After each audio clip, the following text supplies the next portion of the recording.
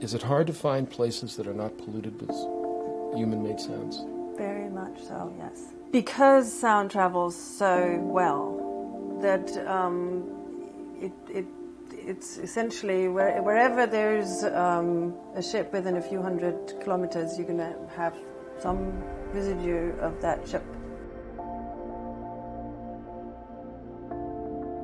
Okay, well, welcome everybody to this week's The Sea Has Many Voices. I'm Greg Stone, and I've got two fantastic guests this week. I've got my good friend John Powell, a very accomplished musician and movie soundtrack composer. And then Simone Pickering, which I've been lobbying to get for about the last year, ever since the concept for this podcast came up. And she's Scripps Institute of Oceanography, one of the great pillars in the field.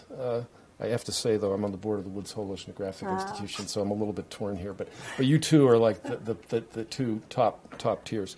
And we're going to talk about sound. Simone is an expert in underwater sound, and John is an expert in music and sound and communication. And we are going to learn about what happens underwater naturally, and also, very importantly, what happens unnaturally, sound pollution. Now, you've gotten me so charged up about sound pollution from doing the research ahead of time that I didn't know it was this bad. And I want to start off with a little sound. Will you play that piece we queued up there, John? Well, the pogo fish. Yeah, the pogo fish, yeah. Okay.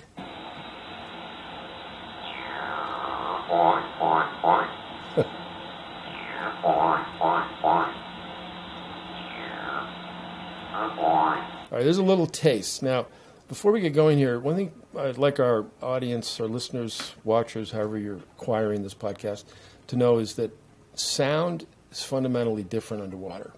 Water transmits sound faster, and it also transmits it in a more fully qualitative way. And Simone, please help me out here with this. But I know the speed of transmission is a lot faster. And then I would say that the quality of it, the more information is there. And therefore, it's not surprising that almost every, if not all, oceanic animals are sensitive to sound. Mm-hmm. And many, many of them use it in fundamental ways. And that is something that we humans have to keep in mind as we continue our occupation of the planet, our dominance of the planet. I think when you think of it, if you go in the water with your goggles on, you don't see very far, right? Light goes away super quickly. And then I guess for communication you could chemical senses, but that also only transmits over shorter distances. Whereas acoustic, they travel sometimes over hundreds of kilometers from a source to a receiver. And so, yes, that's the key way of communicating underwater. Yeah, you know, when I used to work for the U.S. government, and my last assignment before I left, I was at a top-secret clearance, and I was looking at the U.S. military assets that could be used for research. And we did an experiment where the U.S. had these hydrophones in the Atlantic Ocean. The whole Atlantic Ocean used to be acoustically transparent to the U.S. military, so they could track Russian submarines. I wanted to find out how far a sound could be heard in the deep ocean sound channel. What's it called? The deep is a term for it. It's between the bottom of the ocean and a thermocline. Forms a tunnel. It's a sound channel. It's a sound channel. And they recorded a balænopterid whale, probably a finback whale, off the coast of Nova Scotia on a hydrophone in the Bahamas. So the ocean, as you just really well pointed out, doesn't lend itself very well to visual or chemical sensing. So nature, in the amazing way evolution works, has expanded its capability into acoustics. And it's really, you have to think about it a completely different way. Like, you know, we look around this room that we're in, and I see John and I see you, I see the shape of it and all that. And for an animal like a dolphin that can echolocate, which is just measuring the echo of their sound off the walls, they can determine the structure of the room, but they can also determine the integrity of the material of the room, not just what it looks like, but what it's made of. Right. So it's a very, very important, delicate system underwater. And we just heard a fish making a noise. Do you have any idea why the fish was making that noise? Or is that Well, for one, we have no idea what fish was making the noise, so that's a mystery, and there's lots of those kinds of mystery sounds still out there when you stick a hydrophone in the water and listen. But more often than not, the fish usually have sound produced to attract a mate or to defend a territory. So those are kind of the main goals in communication for fish. Give John and I a sense of how you do your work. Like, what's a day in the life of your field research? You just mentioned something about sticking a hydrophone in the water. So how do you... Well, so what I do is we have these big recorders that we sit on the bottom of the ocean, more often than not in deep waters, 1,000 meters deep. And it sits there for months or even a year, especially when it's in remote places where you don't go often. And then we collect that data and it records everything. It records from the very low frequency baleen whale all the way to the very high frequency echolocation that you mentioned. And so we collect the data, and then we take it's being converted into digital data, and then we stick it in a computer, and that's where most of our work then actually happens. At the desk, analyzing what happened throughout the year acoustically, and usually we try to understand the ecology that way. So we try to understand who was there under certain conditions, for how long, who did they interact with, was it different last year than this year, why was it different last year, was there maybe warmer waters and different community, and then what kind of external influences happened to change the behavior of a certain species this time around in comparison to last time.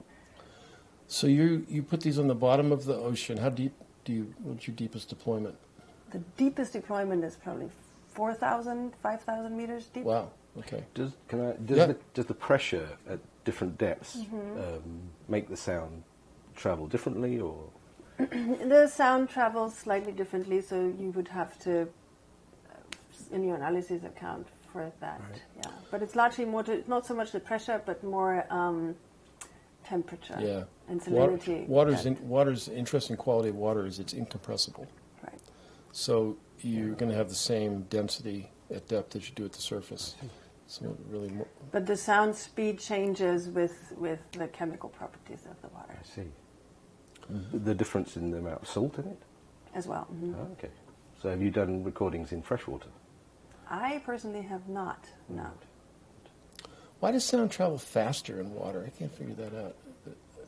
It's the molecules, because you have ultimately it's molecules that transmit the pressure from one molecule to the next, and so they're sitting closer together, and so that can move faster. That's such a clear. You're a good teacher. They should tenure you right now down there at Scripps. Okay, so these are various steps, and you've got long-term recording ability. And you basically described kind of the natural history of you're recording natural history through sound, right? Well, there's hardly any other way to have this kind of long-term study in a somewhat financially feasible way. Because, if you were to go there out every day, then it gets costly really quickly. And so that's kind of an instrument that does a job, and then later on we can have a very fine scale information what happened over the course of a year. And you can go like we said just now, you can go in deep waters. You can go to polar regions where you wouldn't be sticking around throughout the year, right? And you just leave the thing, you walk away, and you look at it after the fact. Is it hard to find places that are not polluted with human-made sounds? Very much so, yes. Because sound travels so well, that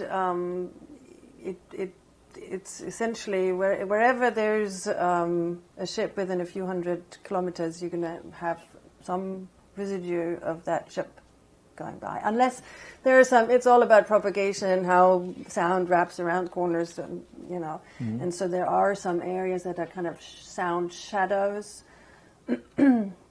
Some of the Central Pacific island areas are still pretty quiet. And then the big topic these days is really the polar region, especially the Arctic, where the ice is receding, and so now we're allowing ship passages over the North Pole, the Northwest Passage, and that's now that we're introducing container ships potentially in the future through that pathway, but also seismic exploration for oil reserves. Yeah, I was in your background material. I was reading about that, and could you explain to our audience how sound and oil exploration go together? And give us that scenario. So, in order to figure out whether it's worth drilling, the big oil companies, they have these seismic arrays, which is a towed system behind the ship. There are tens of little air guns, is what it's called. So it's essentially a gun not really a gun, but it's a metal contraction that emits an air bubble that implodes and emits sound into the earth. And then the echo is being interpreted for whether or not it's worth drilling. And so that goes on, and we can listen to that. I brought some examples. Throw that on if it's easy to get at, John, so we can let's hear what it sounds like when we're exploring. And it's for a oil. very regular. So that's blast. So this is from an air gun. That was an air gun. And so you have the impulse and then the echo coming back. And they used to use dynamite, right? I was reading. Yeah, but I mean that is not happening anymore now. It's these big towed arrays of these air guns. What are some of the other really big anthropogenic or human-made sounds in the ocean besides the oil exploration? Well, I think the shipping is a major aspect, that we have huge shipping lanes kind of connecting our west coast to Asia. They kind of go the Great Circle route, and so all of the North Pacific gets impacted from that. And then major ports, obviously, as well. And then you have the route between across the Atlantic between Europe and the U.S., kind of going into the Gulf of Mexico. So oil exploration is booms that give you this bounce off the bottom, Correct. and it also penetrates beneath the sediment, doesn't it? You Yes. get secondary echoes off of the oil reservoir. Right, and that goes on for months. So it's not, it's not that they're going there for a day or two. Those are cruises. They mow the lawn for months. You mow the line. That means you just go back and forth. It's term in oceanography, yeah. And how loud are those sounds, like in decibels? And could you tell us what that means in our? They're loud. Now you're quizzing me. They're loud.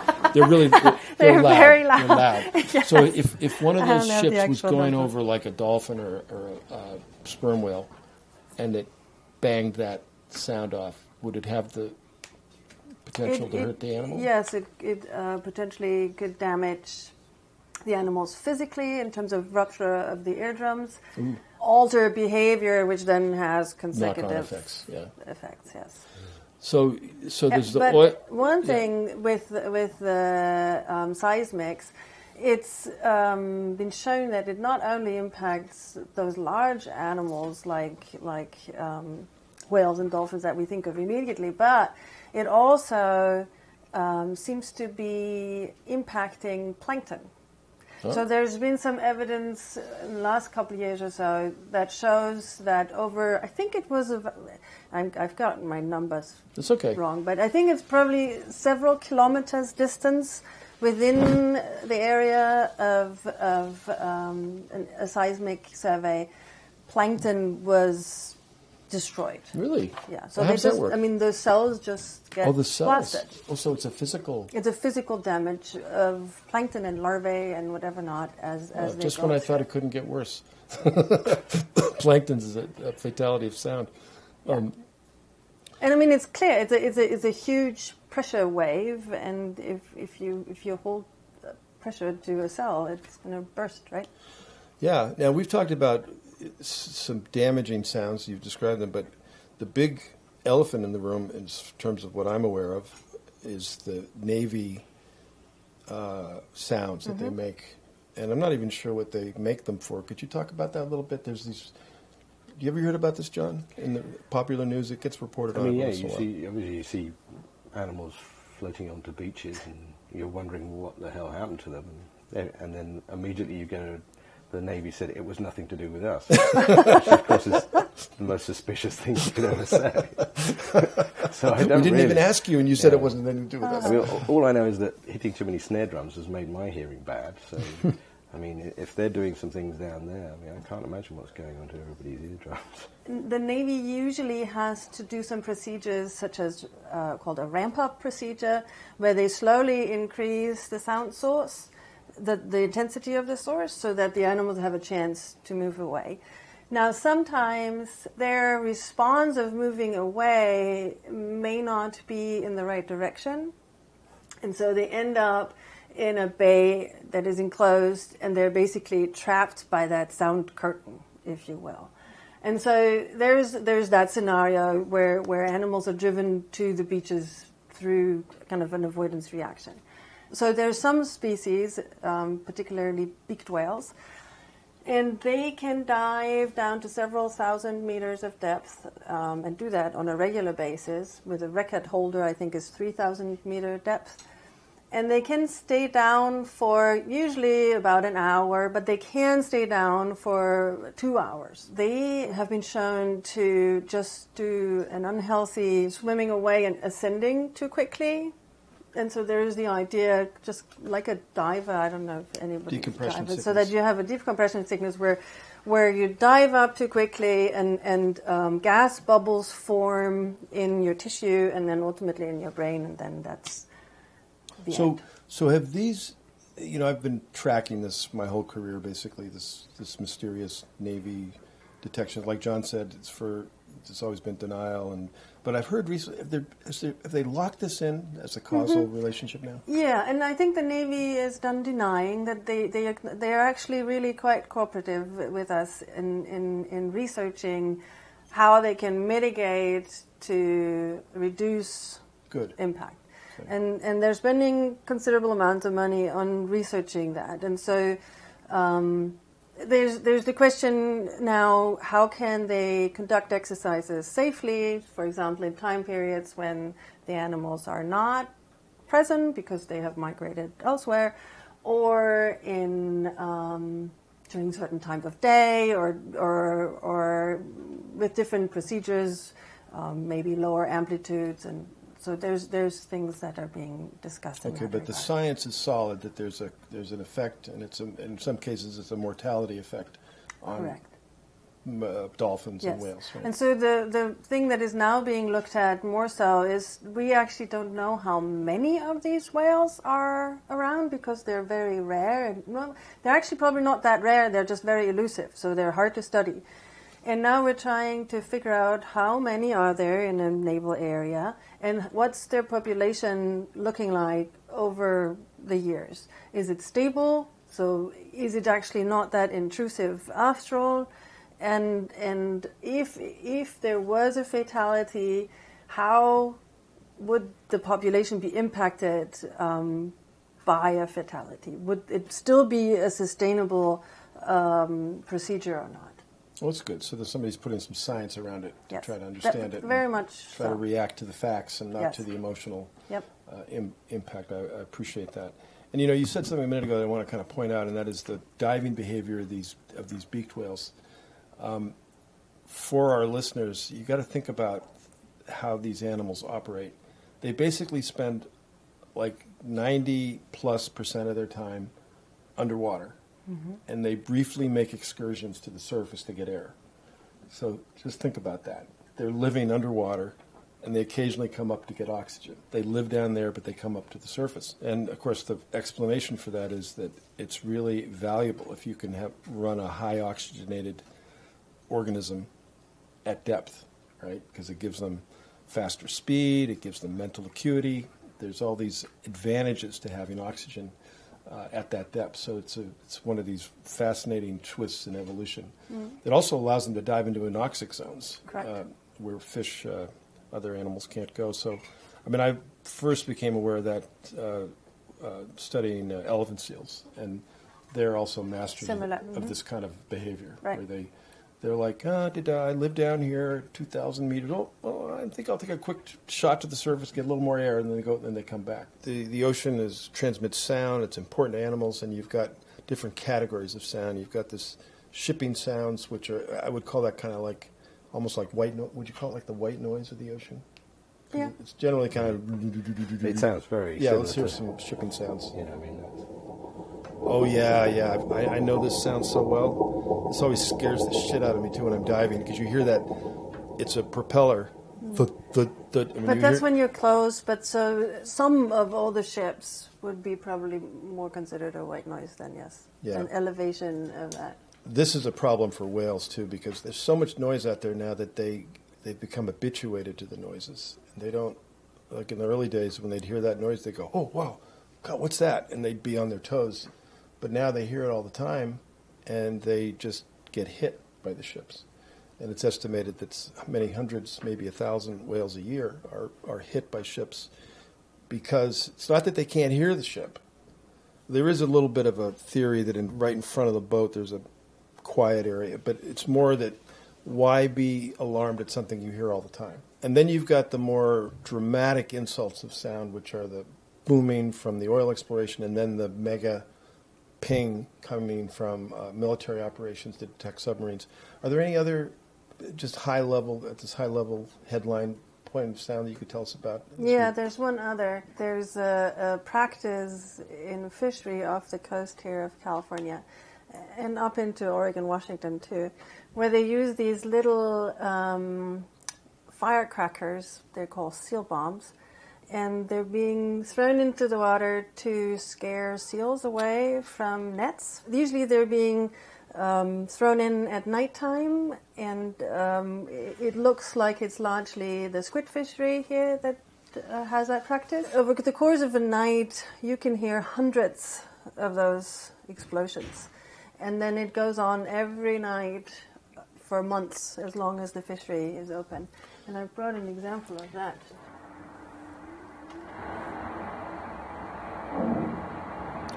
That's a firecracker? I mean, the seal deterrent bombs? Huh. but you can hear the whale song right in the background. Yeah, That's really interesting. Where was that film recorded? locally. We're going to take a break now, but I want to thank you for this nice overview. We're going to come back in the next segment. I want to talk more about it's more of the natural history questions. But thank you, Simone and John, for the Sea Has Many Voices.